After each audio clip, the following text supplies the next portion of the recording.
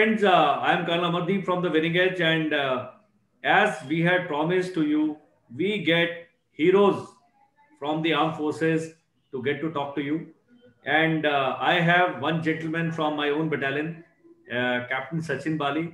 He quit army after the glacier tenure. We'll discuss that also.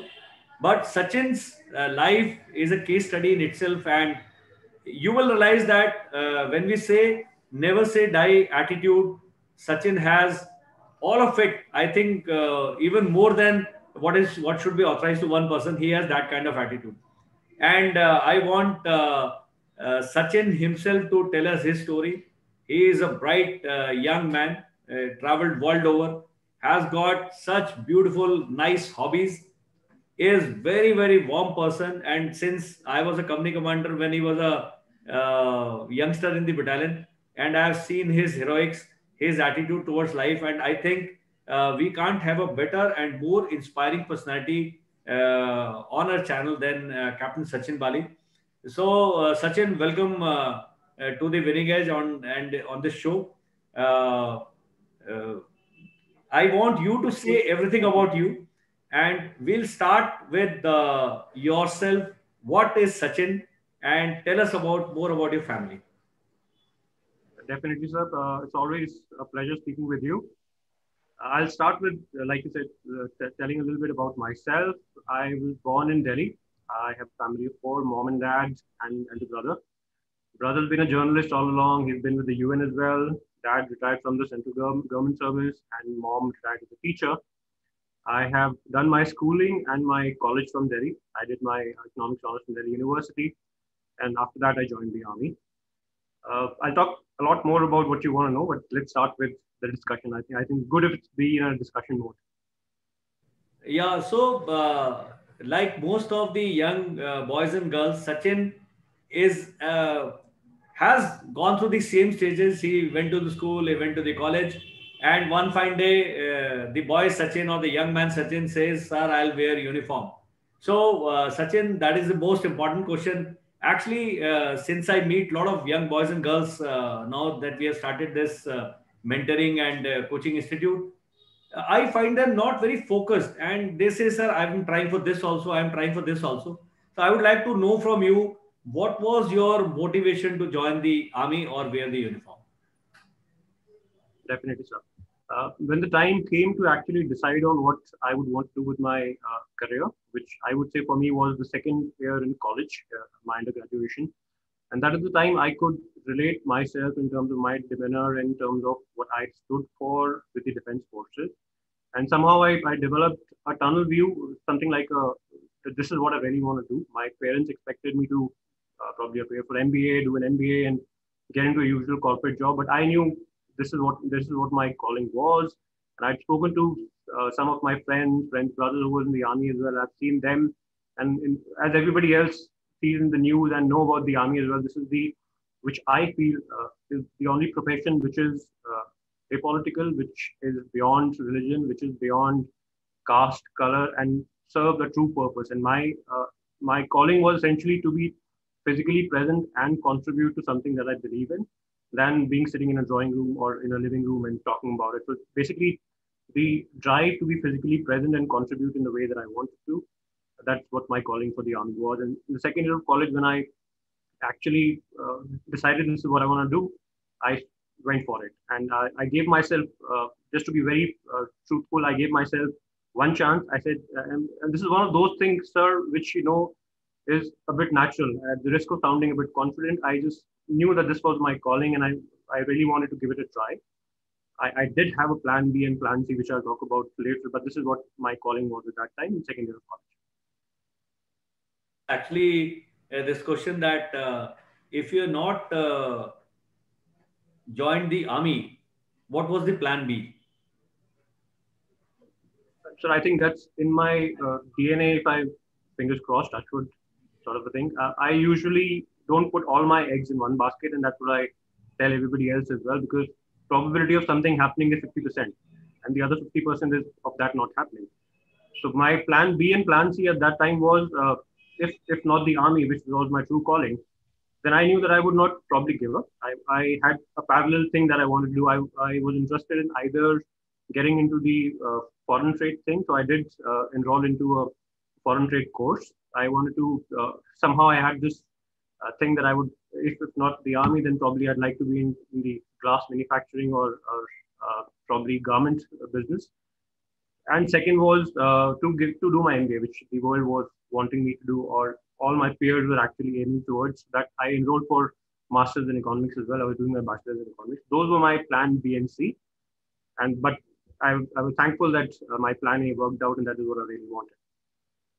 So tell us, because a lot of young people will be listening to this interview who wish to join the defense forces, how difficult and easy it was for you? How much preparation did you do? Did you take some coaching? Did you take some mentoring for somebody, or it was all self studies that helped you in clearing the written exam and the SSB? So I usually do not leave anything on chance. So like you rightly said, it was twofold. First was I, just to understand what I'm getting into, I spoke with some of my seniors from the college who joined the army, some of my friends' brothers who were in the forces, and I bought books around SSB. I practiced the question papers. I looked at a lot of videos in terms of, spoke with people in terms of how the interviews are, what kind of things need to be prepared. I prepared for some sample questions as well, the kind of questions that come into SSB. But I did everything. Took it as a exam that I really want to clear. So yes, I bought books, I practiced, I gave mock exams myself, and I spoke to people. Great. So this is a message and the lesson that everybody should actually learn, that you have to actually sacrifice, you have to plan, you have to prepare, and you have to strive hard if you want to achieve something in life. A person like Sachin, who was very well educated, belongs to Delhi. So many things actually come so naturally to people who go to good colleges in Delhi. Things like communication skills, things like self-confidence and all that.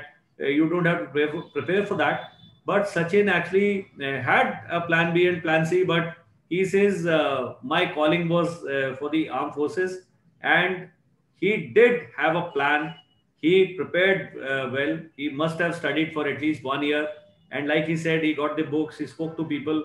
So it is not just the coaching or just the studying part. You have to look at the other aspects also. And I'm sure what Sachin has said in so few words, a lot of people will be able to carry good lessons from that.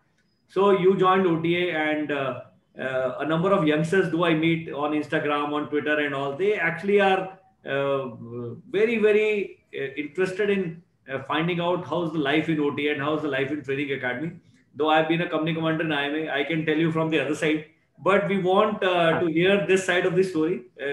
Our days were long back. We were in IMA and India long back. But Sachin, I would like to share some, give them insights into life in OTA, and how did you go about it? Did you enjoy? Did you find it difficult? What were the challenges that you faced? So just have next 5 minutes dedicated to your alma mater, that is OTA.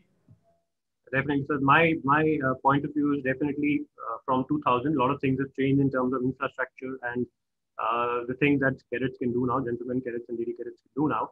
But from my perspective, it was Mad Max. It's like, it's 49 weeks, which is slightly over 11 months as compared to what IMA does in a year and a half. So one can imagine the pace that OTA follows. I'll give you an example. Before the mobile phones came into being, we used to remember our home telephone numbers, landline numbers. I forgot my home phone number within a week.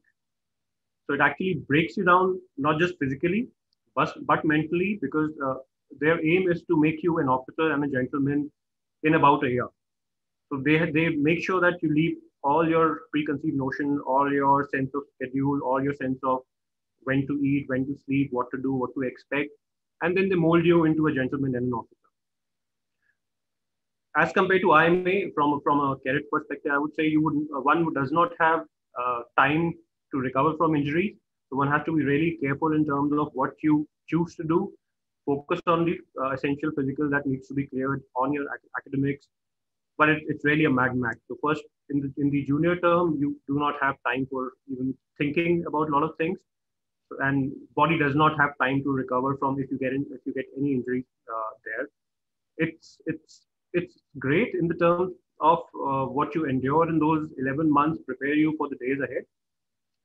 People break down as well, people get injured as well, but eventually once you finish your passing out parade, the entire batch comes together as as a one group who's gone through a lot of hard times and a lot of strenuous training, but they have a very strong bonding in terms of camaraderie and what they want to do for the country. Sachin has taken us to OTA, and what he says is absolutely right.